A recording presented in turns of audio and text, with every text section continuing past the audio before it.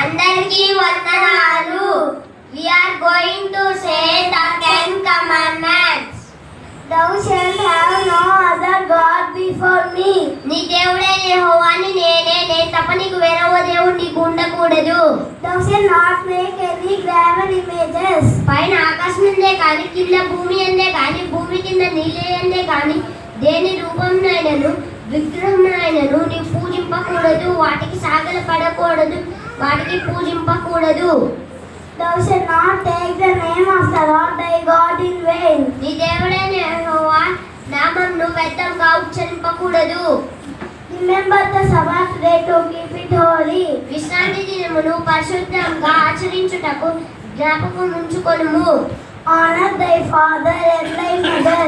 నీ దేవుడైన యెహోవా నీకు అనుగ్రహించు దేశంను నీవు దీర్ఘాయుష్మంతుడు అగినట్లు నీ తల్లిని నీ తండ్రిని సన్మానించుము. Thou shalt not kill. నరహత్య చేయకూడదు.